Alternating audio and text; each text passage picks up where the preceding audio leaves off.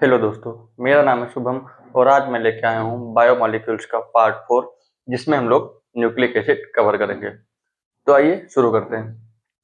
तो nucleic acid क्या होता है? न्यूक्लिक एसिड वो कंपाउंड होता है, वो एसिड होता है जो कि हम लोग को न्यूक्लियस के अंदर मिलता है। तो पहले इसके नाम से इसको तोड़ते हैं। न्यूक्लिक मीन्स होता है फाउंड इन न्यूक्लियस। न्यूक्लियस कहाँ पाया जाता है? न्यूक्लियस सेल के अंदर पाया जाता है, जो हमारी सेल की सारी एक्टिविटी को कंट्रोल करता है। तो ये जो न्यूक्लिक एसिड होता है कहाँ पाया जाता है? Found in nucleus. अब इसको एसिड क्यों बोला गया? क्योंकि ये न्यूक्लिक जो होता है एसिडिक इन नेचर होता है, इसीलिए इसको हम लोग न्यूक्लिक एसिड बोलते हैं। पहली बार इसको डिस्कवर्ड किया गया पुश सेल में। अब ये क्या होता है? पुश सेल क्या होता है? ये होता है डेड डब्ल्यूबीसी। जो डेड डब्ल्यूबीसी होती है उसको हम लोग पुश सेल बोलते हैं। अब ये जो न्यूक्लिक एसिड होता है ये किससे बना हुआ होता है? तो बहुत सारे न्यूक्लियोटाइड फास्फोडाइस्टर बॉन्ड के थ्रू जुड़ते हैं और क्या बनता है? एक न्यूक्लिक एसिड बनता है। तो इसीलिए nucleotides are the building blocks, इसीलिए हम लोग न्यूक्लियोटाइड्स को क्या बोलते हैं? बिल्डिंग ब्लॉक्स बोलते हैं। अब न्यूक्लियोटाइड्स में कौन कौन सी चीजें होती हैं? न्यूक्लियोटाइड्स में शुगर होगा, नाइट्रोजन बेस होगा और फॉस्फेट होगा। तो वही मैंने न्यूक्लियोटाइड के कंपोनेंट लिखे हैं। न्यूक्लियोटाइड में क्या होगा? नाइट्रोजन बेस होगा, शुगर होगा और फॉस्फेट होगा। अब ये तीनों जब आपस में मिल जाते हैं तो एक न्यूक्लियोटाइड का फॉर्मेशन होता है और बहुत सारे न्यूक्लियोटाइड मिलकर क्या बनाते हैं? न्यूक्लिक एसिड बनाते हैं। नाइट्रोजन बेसेस दो प्रकार के होते हैं, एक होता है प्यूरिन, एक होता है पैरामिडिन। कितने प्रकार के होते हैं नाइट्रोजन बेसेस? दो प्रकार के होते हैं, पहला प्यूरिन, दूसरा पैरामिडिन। अब प्यूरिन में जो है दो आते हैं, क्या आता है? ए जी। इसको मैंने याद कर रखा है प्योर आग, प्योर आग से याद रखा है। ए मीन्स एडेनिन, जी मीन्स ग्वानिन। तो नाइट्रोजन बेसेस प्यूरिन में दो हो गए, मतलब नाइट्रोजन बेसेस दो प्रकार के, प्यूरिन पैरामिडिन। प्यूरिन में दो आते हैं, एडेनिन एंड ग्वानिन। अब पैरामिडिन में कौन कौन से आते हैं? पैरामिडिन में तीन आते हैं, दो इसमें हो गए, टोटल पांच होते हैं नाइट्रोजन बेसेस, तो दो तो इसमें आ गए। अब तीन कौन कौन से पते हैं? Uracil, thymine and cytosine. ये तीन होते हैं पैरामिडिन। जो प्यूरिन होती है, ये प्यूरिन होता है 9 मेंबर्ड रिंग होता है, 9 मेंबर्ड रिंग होता है। और जो पैरामिडिन होता है वो 6 मेंबर्ड रिंग होता है। ठीक है, अब आते हैं शुगर। तो न्यूक्लिक एसिड दो प्रकार के होते हैं, या तो डीऑक्सी राइबो न्यूक्लिक एसिड या फिर राइबो न्यूक्लिक एसिड। तो डीऑक्सी में पाया जाएगा डीऑक्सी राइबो शुगर, क्योंकि जो न्यूक्लिक एसिड होता है बेसिकली ये शुगर पे ही डिपेंड करता है, क्योंकि फास्फेट भी सेम रहेगा। अब यहाँ एक चीज और रहेगा, ये जो यूरेसिल होता है ये आरएनए में पाया जाता है और थायमीन जो होता है वो डीएनए में पाया जाता है। थायमीन की जगह आरएनए में यूरेसिल आ जाता है और यूरेसिल की जगह डीएनए में थायमीन आ जाता है। अब शुगर दो मैंने बताया, या तो डीऑक्सी राइबो शुगर होगा या फिर राइबो शुगर होगा। आरएनए में राइबो शुगर होगा, डीएनए में डीऑक्सी राइबो शुगर होगा। मैं इसको बता चुका हूँ पिछले वीडियो में। डीऑक्सी राइबो शुगर क्या होता है? सेकेंड कार्बन से ऑक्सीजन जो है रिमूव हो जाता है, इसीलिए इसको हम लोग डीऑक्सी राइबोज शुगर कहते हैं। अभी इसका स्ट्रक्चर देखेंगे। राइबो शुगर क्या होता है? सेकेंड कार्बन पे ऑक्सीजन रहता है। फॉस्फेट क्या होता है? फॉस्फेट में देखिए, फॉस्फेट का स्ट्रक्चर मैंने इसको तोड़ के लिख दिया है, ताकि अभी जब हम लोग फास्फोडाइस्टर बॉन्ड बनाएं, या जब देखिए जब एक न्यूक्लियोटाइड बनता है तब ये फॉस्फेट मिलता है, तो उसको हम लोग फास्फेट बॉन्ड बोलते हैं। और जब फास्फो ईस्टर बॉन्ड बोलते हैं। लेकिन जब बहुत सारे न्यूक्लियोटाइड एक दूसरे न्यूक्लियोटाइड से जुड़ते हैं, जब फास्फेट आपस में जुड़ते हैं, तो उसको फास्फो डाइस्टर बॉन्ड बोलते हैं। तो इसको नोट कर लीजिए। इसके बाद में हम लोग प्यूरिन का, पैरिमिडिन का स्ट्रक्चर देखेंगे, adenine, guanine, uracil, thymine, cytosine, इसका पूरा स्ट्रक्चर देखेंगे। डीऑक्सीराइबोज, राइबोज का स्ट्रक्चर देखेंगे।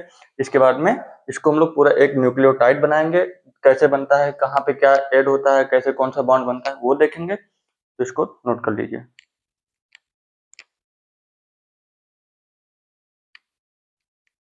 तो आइए देखते हैं प्यूरिन के स्ट्रक्चर, पैरामिडिन के स्ट्रक्चर। जैसा कि मैंने आप लोग को बताया, ये जो होता है ये 9 मेंबर्ड रिंग होता है और ये 6 मेंबर्ड रिंग होता है।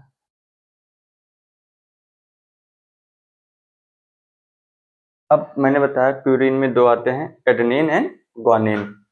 तो एडेनिन का जो स्ट्रक्चर होता है वो कुछ ऐसा होता है। जो प्यूरिन होता है इसकी काउंटिंग जो हम लोग करते हैं वो ऐसे करते हैं, मीन्स इधर से गिनते हैं एंटी क्लॉकवाइज। तो आइए इसकी काउंटिंग कर लेते हैं। तो 1 2 3 4 5 6 7 8 9।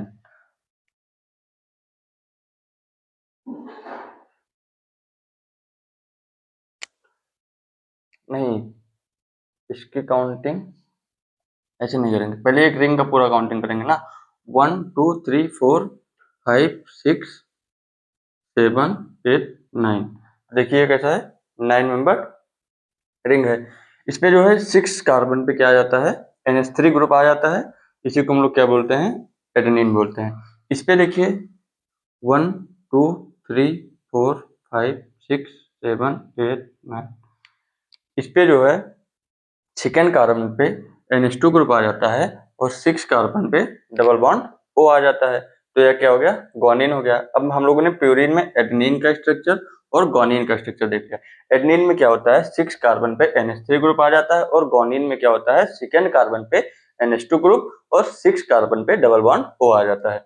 अब आइए देखते हैं पैरिमिडीन का स्ट्रक्चर। ये 6 मेंबर रिंग होता है। इसकी जो है काउंटिंग हम लोग करते हैं क्लॉकवाइज करते हैं, मतलब क्लॉकवाइज डायरेक्शन में करते हैं। तो आइए इसकी काउंटिंग करते हैं। तो यहाँ से स्टार्ट करते हैं 1 2 3 4 5 6। तो ये कैसी है, 6 मेंबर रिंग है। तो 6 मेंबर रिंग होती है पैरिमिडीन। तो इसमें जो यूरेसिल होता है, यूरेसिल में क्या होता है, सेकेंड कार्बन पे और फोर्थ कार्बन पे डबल बॉन्ड O आ जाता है। अब थायमिन क्या होता है, थायमिन में ये सेकेंड कार्बन पे और फोर्थ कार्बन पे जो डबल बॉन्ड O होता है वो तो सेम यूरेसिल की तरह रहता है, लेकिन इसमें क्या होता है, फिफ्थ कार्बन पे CH3 ग्रुप ऐड हो जाता है, इसलिए इसको हम लोग क्या बोलते हैं, थायमिन बोलते हैं। अब साइटोसिन में क्या होता है, साइटोसिन में भी double bond O second carbon पे और फोर्थ कार्बन पे NH2 ग्रुप आ जाता है। यहाँ से डबल बॉन्ड 4 कार्बन से डबल बॉन्ड O, देखो इसमें फोर्थ कार्बन पे, इसमें फोर्थ कार्बन पे डबल बॉन्ड O था, लेकिन इसमें डबल बॉन्ड O हट गया और क्या आ गया, NH2 आ गया। तो ये था, एक बार आप लोग देख लीजिएगा structure of purine and pyrimidine. Purine में एडेनिन ग्वानिन दोनों का स्ट्रक्चर हम लोगों ने देख लिया। पैरिमिडीन में यूरेसिल थायमिन एंड साइटोसिन तीनों का स्ट्रक्चर देख लिए। अब हम लोग देखेंगे एक न्यूक्लियोटाइड कैसे बनता है, कौन से बॉन्ड जोड़ते हैं, फिर बहुत सारे न्यूक्लियोटाइड मिलके कैसे न्यूक्लिक एसिड बनता है, वो चीज देखेंगे।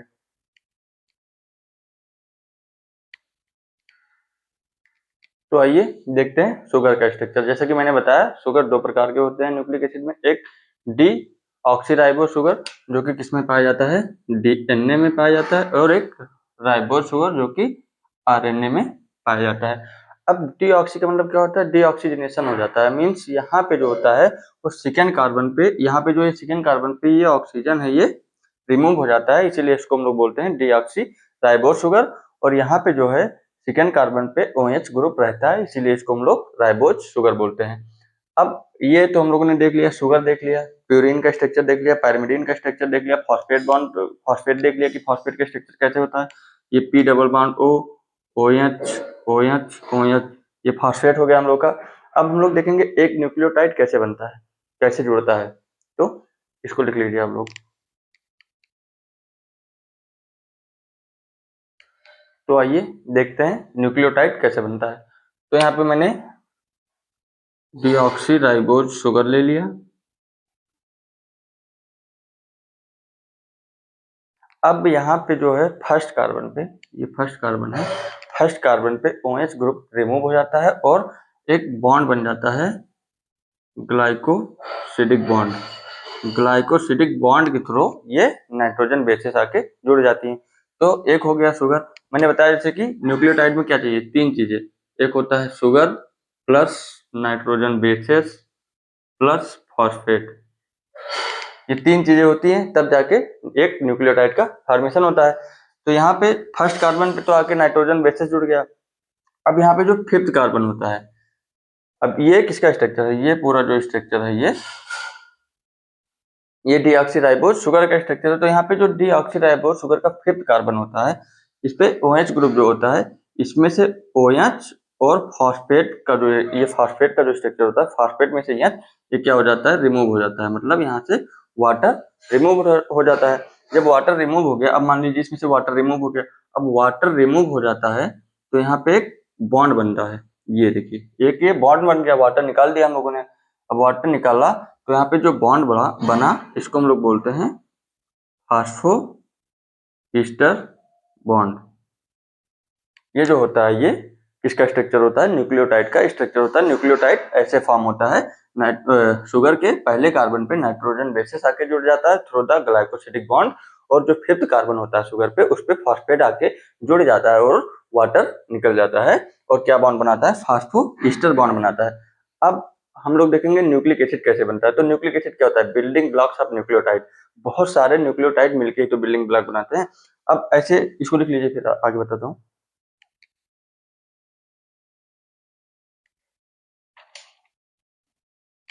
तो आइए देखते हैं न्यूक्लिक एसिड फॉर्मेशन कैसा होता है। जैसा कि मैंने बताया कि जब बहुत सारे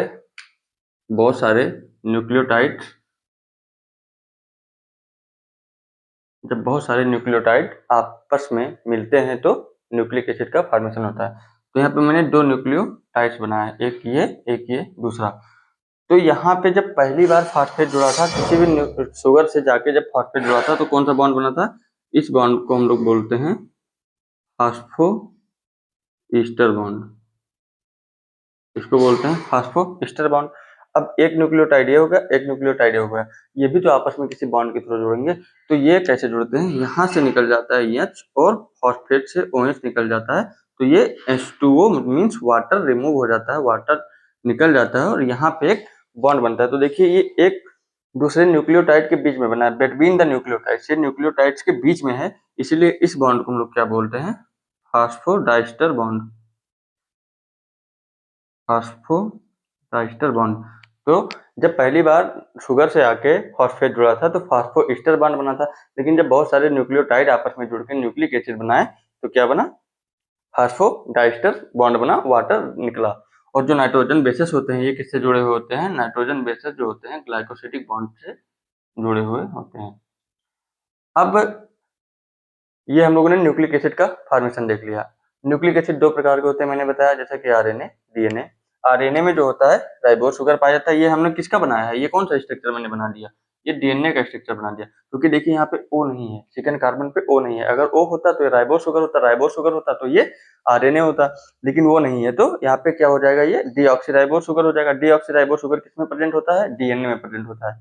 इसीलिए इसको हम लोग क्या बोल सकते हैं? इस स्ट्रक्चर को दो न्यूक्लियोटाइड मिलकर, ऐसे बहुत सारे न्यूक्लियोटाइड मिलकर डीएनए या आरएनए बनाते हैं। तो यहाँ पे दो न्यूक्लियोटाइड मिल गए तो इसको हम लोग डीएनए बोले, क्योंकि यहाँ पे जो राइबोज जो शुगर था वो कौन सा शुगर था? डीऑक्सीराइबोज शुगर था, क्योंकि यहाँ पे सेकंड कार्बन पे ओ प्रेजेंट नहीं था। अब ये देख लेते हैं कौन कौन सा जो ये होता है पैरामिडिन और प्यूरिन कौन सा आरएनए में प्रेजेंट होता है, कौन सा डीएनए में प्रेजेंट होता है। एक मिनट।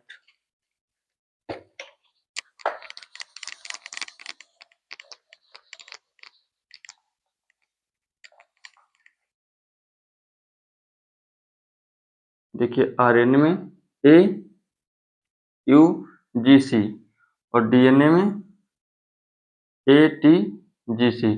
आरएनए में जो होता है वो थायमिन की जगह यूरेसिल आ जाता है, और डीएनए में जो होता है वो थायमिन रहता है।